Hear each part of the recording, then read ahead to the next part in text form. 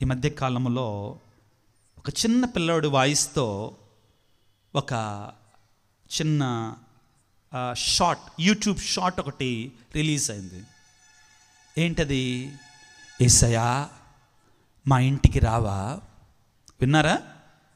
యేసయ్యా మా ఇంటికి రావా అని అడుగుతాడు. ప్రియ దేవుని బిడ్డ, ఈ రోజున మనందరం కూడా ఆ యేసయ్యను అడగగలగాలి. యేసువా, నిన్ను మా హృదయాలను సిద్ధపరచుకొని ఆ క్రిస్మస్ పండగ రోజున ఈ ఆగమన కాల సిద్ధపాటు ద్వారా నిన్ను చూచే కృపను మాకు దయచేయి. నీ దర్శన భాగ్యాన్ని మా హృదయాలకు దయచేయి. వేడుకోవాలి, కోరుకోవాలి ప్రియులారా. మనందరం గుర్తుంచుకోవాలి ప్రియులారా, మన కోరిక దేవునికి ఇష్టమైనది అయితే దేవుడు సంతోషిస్తాడు. మన కోరిక ఎలాగుండాలి? దేవునికి ఇష్టమైనదిగా ఉండాలి, సంతోషపెట్టేదిగా ఉండాలి. సొలొమోను మహారాజు దేవుడు నీకు కావాల్సింది కోరుకో అంటే, నీకేది కావాలంటే అది కోరుకోమంటే గొంతుమ కోరికలో కోరలా మనలాగా. మనం ఎప్పుడు కూడా ఏం చెప్తాం? యేసయ్యా నువ్వు అడగండి ఇస్తాను, తట్టుని తెరుస్తాను, వెదకండి దొరుకుతాను అన్నావు కదా, ఇక ఇచ్చేసాయి. మాకు ఏం కావాలి? కేజీ బంగారం అయినా కానీ చాలదు. రాజుల మొదటి గ్రంథము 3వ అధ్యాయము 10వ వచనాన్ని చదువుకుందాం. రాజుల మొదటి గ్రంథము 3వ అధ్యాయము 10వ వచనం. ప్రియులారా, సొలొమోను మహారాజుకి దేవుడు దర్శనమిచ్చి నీకేం కావాలో కోరుకో, నువ్వేం కోరుకుంటే అది ఇస్తానన్నాడండి. అప్పుడు సొలొమోను అంట కోరుకున్న కోరిక ఎలాగా ఉందో చూడండి, చదువమ్మా. సొలొమోను కోరుకున్న కోరిక, సొలొమోను కోరుకున్న కోరిక ప్రభువుకు ప్రీతిని కలిగించను. కావున దేవుడు ఏమంటున్నాడు? చదవండి. యావే అతనితో నీవు దీర్ఘాయువును గాని సిరి సంపదలను గాని శత్రు వినాశనమును గాని కోరుకోలేదు. ప్రజలను న్యాయబుద్ధితో పరిపాలించు జ్ఞానమును కోరుకుంటేవి. కావున నీ కోరికను తప్పక తీర్తును. నీ ముందటి వారిలో గాని నీ తరువాతి వారిలో గాని ఎవ్వరికి లేని వివేకమును విజ్ఞానమును నీకు ప్రసాదించు. ఆ తర్వాత జాగ్రత్తగా వినండి పిల్లరా, చదవమ్మా. నీవు అడగకపోయినా గాని ఈ వరమును కూడా నీకు ఇస్తాను. చూడండి, దేవుడు సంతోషపడే కోరికలు మనం కోరుకుంటే, దేవుడు సంతోషపడే కోరికలు మనం కోరుకుంటే, దేవుడు మనం కోరుకున్న దానికంటే, మనం ఊహించిన దానికంటే ఎక్కువగా ఇవ్వగలిగిన శక్తిమంతుడు కాబట్టి ఆయన ఇస్తాడు. ఒక గ్రామంలో ఒక ఆయనకి 2 కూతుర్లు. అల్లారు ముద్దుగా పెంచుకున్నాడు. పెంచుకొని పెళ్లి చేశాడు. పెళ్లి చేసి అత్తారింటికి పంపించాడు. ఒక రోజున వాళ్ళని చూసొద్దామని బయలుదేరాడు. సహజం కదండి, తండ్రికి కూతుర్ల మీద ప్రేమ ఎక్కువ. చూసొద్దామని ఎలా ఉంది వాళ్ళ కాపురం, వాళ్ళ కుటుంబాలు ఎలాగున్నాయని చూసొద్దామని బయలుదేరాడు. అదృష్టం ఏంటంటే ఇద్దరిని ఒక ఊరిలోనే ఇచ్చాడు. మొదట అమ్మాయి ఇంటికి వెళ్ళాడు. వెళ్ళగానే ఒకరోజు ఉన్నాడు. నాన్నొచ్చాడు కదా, ప్రేమతో నాటుకోడి కోసి పెట్టింది. సంతోషం, తిన్నాడు. అమ్మ ఇల్లొస్తానమ్మా. నాన్న అప్పుడే వెళ్తున్నావా? అమ్మ కూతురు నాదైనా కానీ అల్లుడు నావోడు కాదు కదమ్మా, కాబట్టి బయలుదేరటం మంచిదమ్మా. బంధుత్వం అంట మొదటి రోజు చేపల్లాగా రుచి ఉంటుందంట, రెండో రోజు కంపు కొట్టిద్దంట. కాబట్టి ఎల్లొస్తానమ్మా అని చెప్పి బయలుదేరుతుంటే ఆ తల్లి, ఆ కూతురు వచ్చి, నాన్న మా కోసం ప్రార్థన చేయి, మంచిగా వర్షాలు కురవాలి. ఏం చేయాలంట? బాగా వర్షాలు కురిసి మా వరి పొలం, మా పంటలు బాగా పండాలని ప్రార్థన చేయి నాన్న అని అడిగింది. సరే తల్లి, ప్రార్థన చేస్తానమ్మా, నువ్వు కోరుకున్నట్టు ప్రార్థన చేస్తాను. రెండో కూతురు దగ్గరికి వెళ్ళాడు. ఆ ఊరికి ఆదరణ ఆమె ఇల్లు. అక్కడికి కూడా వెళ్ళాడు, అంతే ప్రేమతో, అంతకంటే ఎక్కువగా ప్రేమతో నాన్న వచ్చాడని మంచిగా భోజనం పెట్టి ఒక రోజంతా చూసుకుంది. అతను అక్కడి నుంచి కూడా బయలుదేరాడు. వెళ్ళొస్తానమ్మా. నాన్న అప్పుడే వెళ్తావా? చిన్న కూతురు దగ్గర ఇంకొక రోజు ఉండకూడదుగా, ఉండవా, ఉండొచ్చుగా అని అడిగింది ఆశతో. లేదనమ్మా, నాకు ఇంకా వేరే పనులున్నాయి, వెళ్ళాలమ్మంటే, నాన్న మా కోసం ప్రార్థన చెయ్యవా అని. మా కోసం ప్రార్థన చెయ్యి, వర్షాలు అస్సలు పడకుండా ఉండాలని ప్రార్థన చెయ్యి నాన్న. ఎందుకంటే మేము ఇటుకలో వ్యాపారం చేసుకుంటాం, ఇటుకలో బట్టి పెట్టాం కాబట్టి వర్షాలు అస్సలు పడకుండా ఉండేటట్టుగా ప్రార్థన చెయ్యి నాన్న. తన ఇద్దరు కుమార్తెలని సమానంగా ప్రేమించేటువంటి ఆ తండ్రి దేవుని ఏం కోరిక కోరాలి మీరు చెప్పండి. ఇప్పుడు ఏం కోరిక కోరాలి? బయటికి వచ్చి చేతులు పైకి చాచి, దేవా నీ చిత్తము నెరవేరునుగాక. Praise the Lord. Hallelujah, hallelujah, hallelujah, hallelujah, hallelujah, hallelujah. ప్రియులకు దేవుని బిడ్డలారా, ఇంతకంటే గొప్ప ప్రార్థన, గొప్ప కోరిక మనకు ఉండదండి. ప్రియులరా, దేవా నీవే, నీ చిత్తము నా జీవితంలో జరగాలి, నీవే నాకు కావాలయ్యా, నీవే నాకు కావాలయ్యా. ప్రియులకు దేవుని బిడ్డలారా, ఈ ఆగమన కాలంలో ప్రభువు రాకడ కొరకై సిద్ధపడుతుండగా నీ కోరిక ఏంటి? నీ ఆశ ఏంటి? నీ తలంపు ఏంటి? ఉన్నతమైన ఆశయంతో ఉన్నావా? యేసే నాకు కావాలి అంటున్నావా? లేకపోతే వీటితోటే సంతృప్తి చెందుతున్నావా? ఈ బాహ్యమైనటువంటి వాటితోటి సంతృప్తి చెందుతున్నావా? నీ హృదయాన్ని శుద్ధి చేసుకుంటున్నావా? ఆత్మ పరిశీలన చేసుకో. మరొక చిన్న ఉపమానం త్వరగా చెప్తానండి, అర్థమవుతాయండి వీటి ద్వారా. ఏంటి నా కోరిక? ఒక రాజు దగ్గర 3 సేవకులు ఉన్నారు. చాలా మంచి సేవకులు, చిన్ననాటి నుండి కూడా తనకి సేవ చేస్తున్నారు. యుక్త వయసుకు వచ్చారు. ఎంత వయసుకు వచ్చారండి? యుక్త వయసుకు వచ్చారు. వాళ్ళ యొక్క సేవను చూసి మెచ్చుకొని రాజు అన్నాడు, మీకేం కావాలో కోరుకుంటురా ఇస్తాను అన్నాడు. మీ పనిని, మీ సేవను మెచ్చానురా అన్నాడు. అనేసరికే మొదటివాడు అన్నాడు, రాజా నాకు మరి పెళ్లి చేయి రాజా అన్నాడు. ఏమన్నాడు? పెళ్లి చేయమన్నాడు.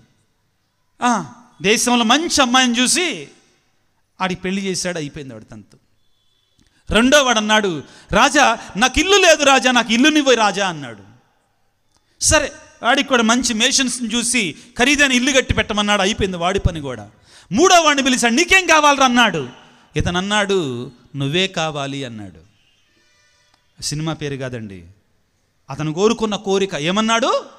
రాజా నువ్వే నాకు కావాలయ్యా అన్నాడు. నేను కావటం ఏంట్రా?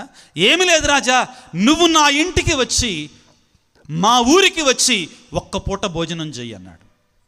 పక్కన ఉన్న వాళ్ళు అందరూ అన్నారు, ఏం తిక్కలోడు రాయుడు, రాజుగారు వరం ఇస్తానంటే వీడేంటి ఇంటికి వచ్చి భోజనం చేయమంటున్నాడు, వీడంత తిక్కలోడు ఇంకా దేశంలో ఉండడు అన్నాడు.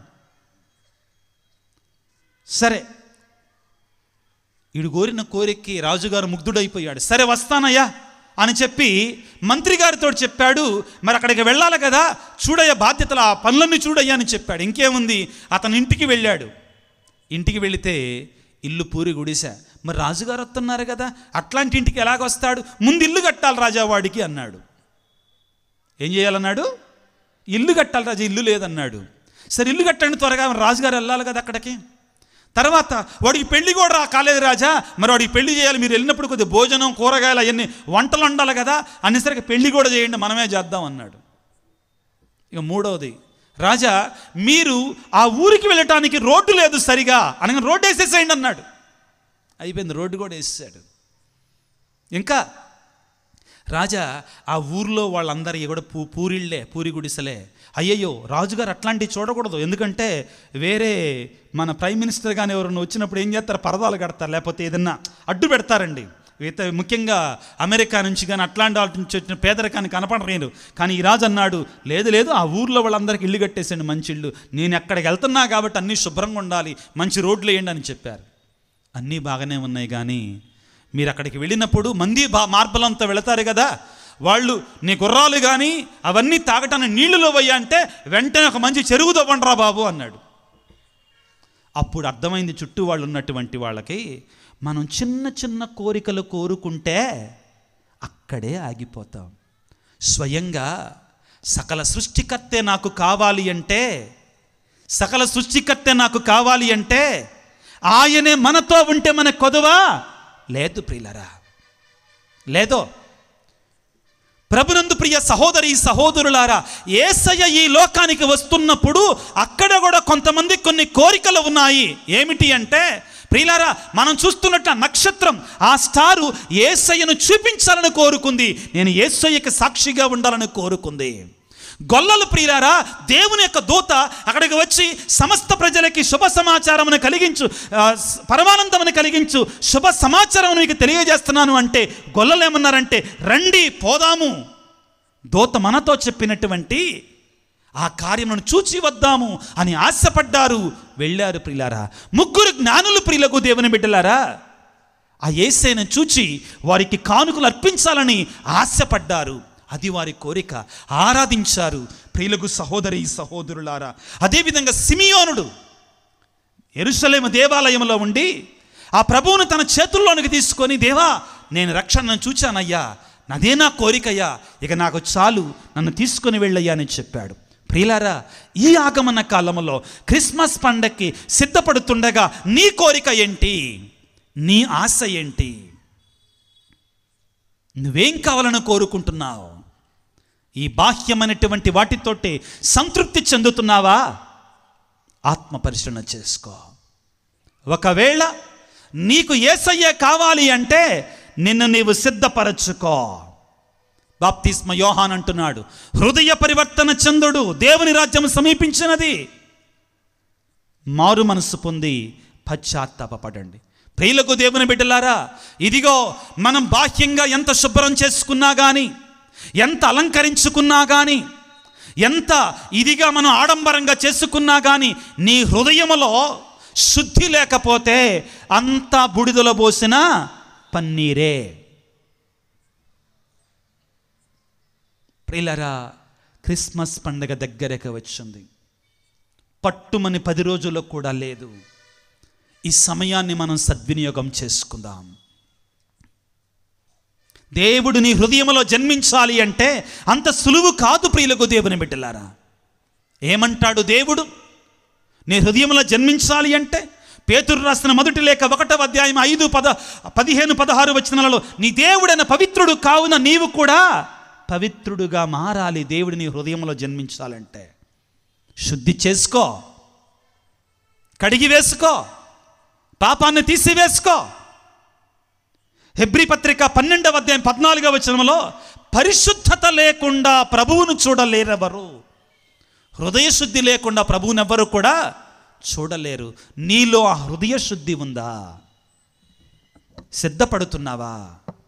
పాపాన్ని కడుగుకోకుండా ప్రభువుని హృదయంలోనికి రాడు.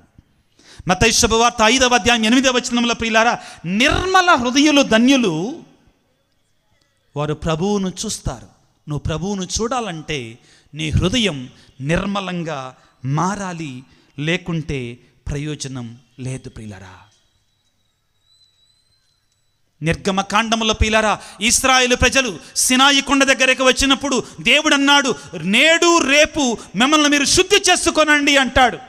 3వ రోజున నేను మిమ్మల్ని దర్శించటానికి వస్తాను, మీ వద్దకు వస్తానన్నాడు. దేవుడు మన దగ్గరికి రాబోతున్నాడు. ఈనాడు అంతోని గారి మధ్యస్థ ప్రార్థన ద్వారా వేడుకుంటుండగా ఆయన ఏ విధంగా యేసు ప్రభువును చూడగలిగాడు అంటే ఆయన హృదయ శుద్ధి కలిగినటువంటి వాడై ఉన్నాడు. ఆయన ఏ విధంగా యేసు ప్రభువును తన హస్తములతో మోయగలిగాడు అంటే ఆయన నిర్మలమైన హృదయాన్ని కలిగి ఉన్నాడు. పాపము లేనటువంటి పాపాన్ని తీసివేసుకున్నాడు. అంతోని వారు ప్రసంగాలు చెబుతుంటేనట, కరుడుగట్టిన పాపాత్మలు కూడా కన్నీటితో మారు మనస్సు పొందేవారట. ఆ గొప్ప పునీతుని మనం స్మరించుకుంటుండగా ఆయన బోధనల ప్రకారం మనం జీవించాలి. స్మరించుకొని అంతోని వారిచ్చే దీవెనలు మాత్రం తీసుకొని వెళితే సరిపోలా. ఆయనకి దీవెనల యొక్క ప్రతిఫలాన్ని, పరిపూర్ణమైన ఫలాన్ని మనం పొందుకోవాలంటే ఆయన బోధన అనుసారంగా మనం జీవించాలి. అంతోని వారి యొక్క బోధన అనుసారంగా మనం జీవించాలి, లేకుంటే ప్రయోజనం లేదు ప్రియులరా. యాకోబు పత్రిక 4వ అధ్యాయం 8వ వచనంలో, మీ హృదయములను కడుగుకొనుడు, నీ హృదయమును శుద్ధి చేసుకొనుడు. ప్రభువు రాబోతున్నాడు.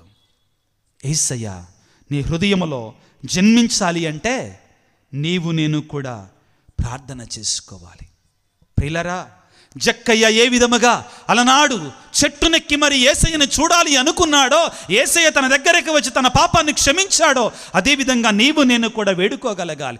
సుంకరి ఏ విధముగా దేవుని సన్నిధిలోనికి వెళ్ళి గుండెలు బాదుకుంటూ దేవా నేను పాపినయ్యా అని చెప్పాడో, నీవు నేను కూడా ఈ ఆగమన కాలంలో మిగిలినటువంటి ఈ దినాలలో మన పాపాల కొరకే ప్రాయశ్చిత్త పడకపోతే ఈ క్రిస్మస్ పండగ కూడా మరొక్క క్రిస్మస్ పండగగా మిగిలిపోద్ది, కానీ క్రీస్తును పొందిన క్రిస్మస్ పండగగా మనకు మిగలదు.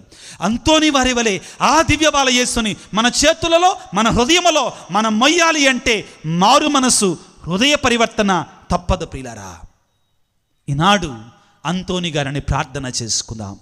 పరిశుద్ధ అంతోని గారా, అద్భుతాల అంతోని గారా, దివ్య బాల యేసును నీ కరాలలో మోసినటువంటి, నీ హస్తాలలో మోసినటువంటి మహాపరిశుద్ధుడా, మాకు సహాయం చేయండి.